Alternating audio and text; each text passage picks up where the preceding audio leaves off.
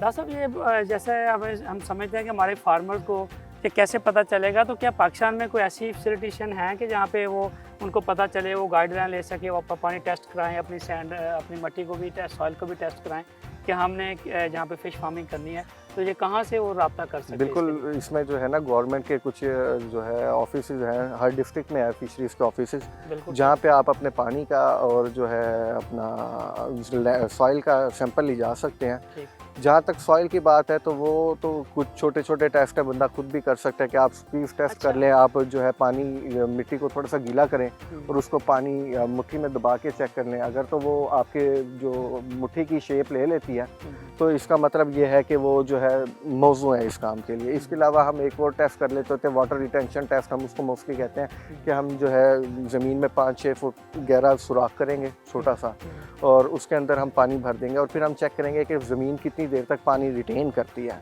तो इससे हमें अंदाज़ा हो जाता है कि क्या ये ज़मीन पानी रिटेन करेगी नहीं करेगी। स्क्वीज टेस्ट से भी हमें अंदाज़ा हो जाता है कि पानी कितना रिटेन करती है, अपनी असल हालत में आती है नहीं आती, तो इससे हमें पता लग जाता है। इसके अलावा हम ये गवर्नमेंट के जो इदारे हैं फिशरीज़ के हर डिस्ट्रिक्ट में मौजूद हैं, हम वहाँ जाके अपने वाटर का सैंपल करवा सकते हैं, उसमें pH TDS वगैरह भी, और सॉइल के भी इस तरह pH TDS वगैरह और मुख्तलिफ पैरामीटर्स वो चेक कर देते हैं। सबसे पहले कहाँ से स्टार्ट करते हैं? इसके लिए पॉन्ड का क्या साइज़ आइडियल होता है और किस तरह ये बनाया जाता है, इसके शेप क्या रखी जाती है, और शेप रखने में कितना चीज़ों का ख्याल रखना जाता है इसके अंदर? बेसिकली इसके अंदर हम डिपेंड करता है कि हमारी ये प्रोडक्शन पॉन्ड है कि नर्सरी पॉन्ड है। प्रोडक्शन पॉन्ड्स के साइज़ बड़े होते हैं क्योंकि हमने उसमें प्रोडक्शन ही नहीं होती तो है। दोनों पॉन्ड इकट्ठे बनाने होते हैं? बिल्कुल ऐसे ही है, हर फार्मर के अपने ही प्रोडक्शन पॉन्ड और नर्सरी फार्म होते हैं, ताकि जब वो प्रोडक्शन में चल रहा है तो साथ के साथ उसके नर्सरी भी तैयार हो रही हो जो उसने नेक्स्ट ईयर उसकी प्रोडक्शन लेनी है, तो इसलिए दोनों साइमल्टेनियसली चल रहे होते हैं। तो उसके लिए नर्सरी पॉन्ड कितना होगा और बाकी पॉन्ड कितना होगा? ये डिपेंड करता है ना कि किस साइज़ का फॉर्म है। मोस्टली जो है हम ये नहीं कहते कि 10 एकड़ का फॉर्म बना लें, वो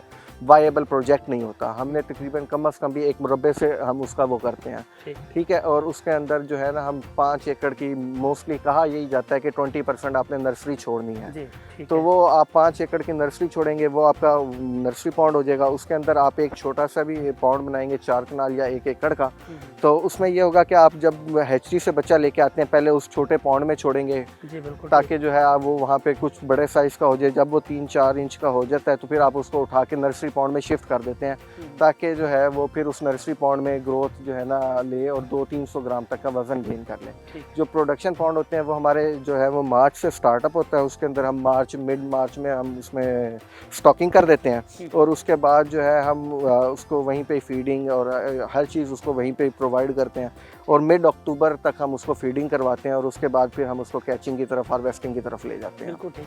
तो इसमें डॉक्टर अहमद साहब ये बताइए, अब कौन कौन सी स्पीशीज़ जो है ना आप रिकमेंड करते हैं? ये क्या इलाके के हिसाब से होती हैं या फार्मर की अपनी चॉइस होती है कि उसने कौन सी स्पीशीज़ जो है ना उसको अपने उसमें फार्मिंग करनी है उसकी?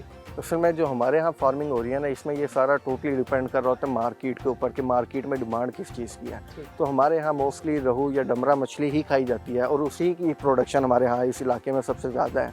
90% से ज़्यादा जो है प्रोडक्शन वो रोहू वगैरह की होती है, तो वही डाली जाती है और उसी की प्रोडक्शन ली जाती है। रोहू और डमरा जो है ना ये एक ही है, रोहू डमरा एक ही है। इसके साथ कुछ ना कुछ हम यूँ समझ लें कि जो है 90% रोहू डमरा होती है, 10% हम थैला, 1-2% ग्रास वगैरह और इस तरह से सिल्वर मुराकी वगैरह डाल देते हैं। कौन कौन सी फीड जो है ना वो इसको मछली को देंगे? बेसिकली इसमें ना हमारे जो लोकल फार्मर्स हैं वो 3 डिफरेंट किस्म की जो है ना फीड यूज़ कर रहे होते हैं। इसके अंदर मैश आ जाती है जो आम चूरा फीड होती है, आपने 2-3 चीज़ें ले ली हैं, उसी को मिक्स करके फॉर्म पे ये इवन आप मिक्सिंग कर रहे हैं और उसको डाल देते हैं। इसके अलावा आ जाती है पैलेटेड सिंकिंग फीड्स होती हैं, वो जैसे आपकी पोल्ट्री की फीड्स होती हैं, छोटे छोटे पैलेट्स बने होते हैं और वो आप फीड करवाते हैं। उसका जो है जो मैश फीड है वो भी ज़ाया होती है, हवा के साथ ज़ाया हो जाएगी, और जो मैश होती है वो पानी में कोई जो भारी पार्टिकल्स हैं वो ऊपर रह जाएंगे और वो नीचे चले जाएंगे, और जो हल्के पार्टिकल्स हैं वो तैरते रहेंगे। इस तरीके से ज़ाया हो जाती है, हर चीज़ प्रॉपर्ली फिश कंज्यूम नहीं करती। जो सिंकिंग होती है ये है कि ये रिटेन कर जाती है अपनी शेप और साइज, शेप रिटेन कर जाती है 5 से 6 मिनट, इतने में भी फिश इसको कंज्यूम कर लेती है। लेकिन ये भी ज़ाया होती है क्योंकि ये डिज़ोल्व होना शुरू हो जाती है और साथ साथ ही वो मछली जहाँ पे खा रही होती है वो ज़ाया कर रही होती है। जो सबसे बेहतरीन है वो इसमें फ्लोटिंग आती है, तो वो जो है मछली ज़ाया भी नहीं करती। वो अगर आपने डाल दिया है तो वो 8 to 10 आवर्स जो है ना वो फ्लोट ही करती रहेगी। मछली खा जाएगी तो वो ख़त्म होगी, नहीं तो वो पॉन्ड में आपको खड़ी खड़ी ही नज़र आएगी।